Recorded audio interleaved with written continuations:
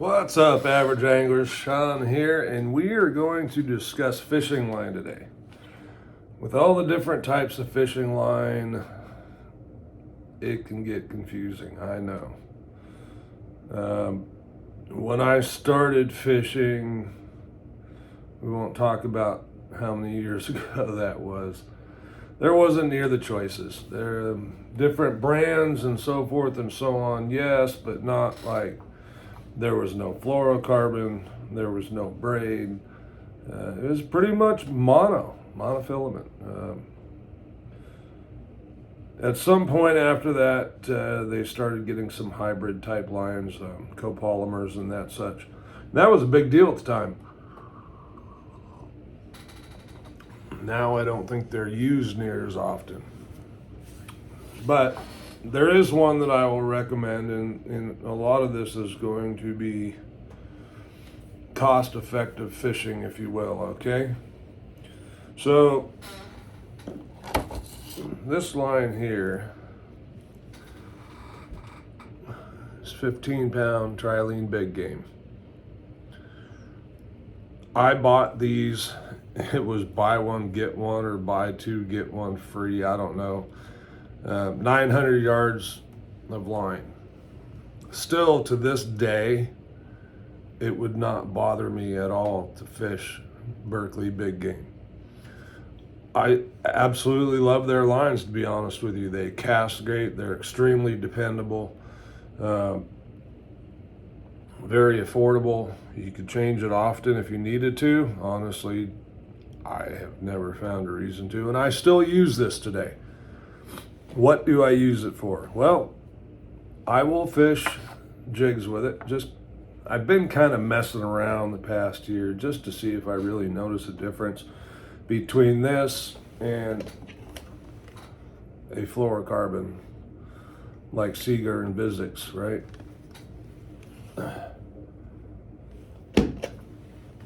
I don't know, it's debatable. I don't have a problem getting bit on this, and I don't have a problem getting the fish into the boat. The big game is going to be a little more forgiving. There is a little bit more stretch, so I may fish them on a little different rod, whether it's a couple inches longer on the big game or one action firmer, if you will. So instead of a medium heavy, I may go to a heavy. However, monofilament is still good for several things. Topwaters, for instance, because monofilament floats. So I still use big game for my topwater walking baits. I'll still use it for spinner baits. I love it for spinner baits. It's always been a good line for spinner baits and never let me down. Okay, so those are the benefits of monofilament. Cost effectiveness, dependability, and it floats. What's the downside? Stretch, essentially, and that it floats. Depending on the technique you're using, that can affect things, such as a floating worm, for instance, may not be the best line for that. Because as we all know, or maybe you don't, floating worms don't really float.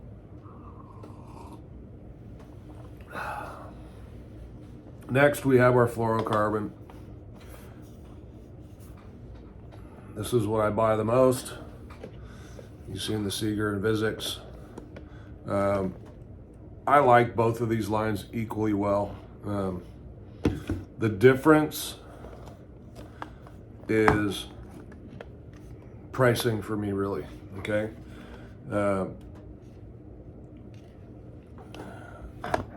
They're pretty close price-wise. The difference is in this spool you get 1,000 yards. In this spool you get 1,200 yards. So you get another 200 yards, okay? It's not dollar for dollar, but it comes out that the sniper's the better buy. I don't buy filler spools. I buy these bulk spools, okay? It's just more cost effective. I don't feel like I'm gonna quit fishing anytime soon. It will get used. I store it. I used to be an auto mechanic, so I have a big toolbox, and I store it inside one of the drawers. Is all fishing line. Okay, so it's in the dark. The temperatures remain pretty stable. I mean, it's in my garage, so when it's cold, but it doesn't get that cold where I'm at, and it's not getting sunlight penetration. So the talk of the talk of fluorocarbons when they first came out was there's no stretch. Well, there is stretch. I will dispute that 100%. I think most anglers will. There is stretch. There's just not as much stretch as monofilament. And there's more than braid. Okay, so it's kind of the in-betweener. The nice thing is the invisibility, and it sinks. So fluorocarbon has become a primary line for many of us. Not that I necessarily feel it's needed, but it's much more effective on a lot of things. You could fish Berkley Big Game or your choice of monofilament on all your rods if you wanted to. And honestly, the other one that I'll put in between those would be something like the copolymer, and my favorite, and I use for a long time, extremely strong stuff, is the Yo-Zuri Hybrid. Really good line. My partner still uses it quite a bit. If you're in some really abrasive type stuff, that line is money. Okay, and it falls somewhere in the in-betweener price.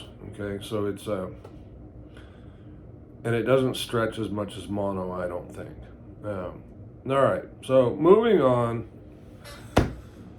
The world of braid has really changed over the years. Okay, it's my flipping frog and braid, spinning reel braid, spinning reel braid. Now, what's the difference? Other than line diameter. This braid is smooth. Okay? This braid is not. It's more coarse. It will saw weeds, if you will, which is why you want to use this in the weeds. Where's the end of it?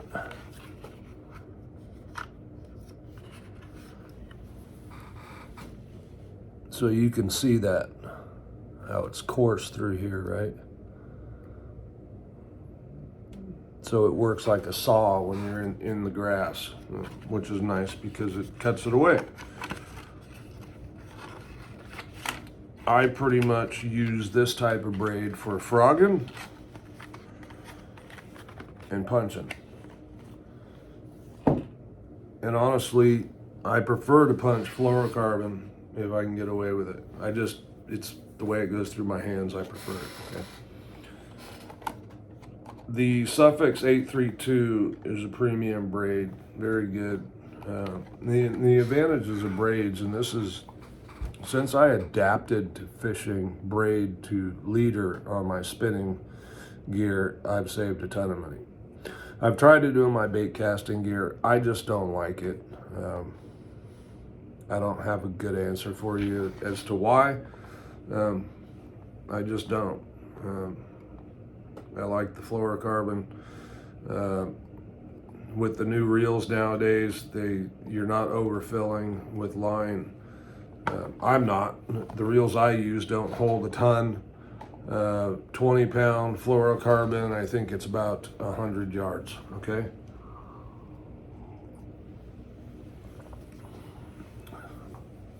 So I'm not throwing away a bunch of line. And fluorocarbon you can use a little bit longer. I'm not a touring pro. I am not changing my line every dang day. I just think that's a waste. So why do I have two different lines here? I'm not married to anybody. Well, I am married to somebody. I'm not married to manufacturers. At this point, I'm not sponsored by any of these companies. The Suffix Camo, and if you see there, it's different colors, okay? That helps an old man like me see. This blends in so well with water. I'm not really concerned about it because I'm tying leader on to both of these. However, the only reason I didn't go with this was I wanted some 10 pound, and they were out of it. So I've used the 832 before. Very thin diameter, ties knots well, casts really well, so I really like this. The other one I really like in the lighter braids, P-Line has one that's really good.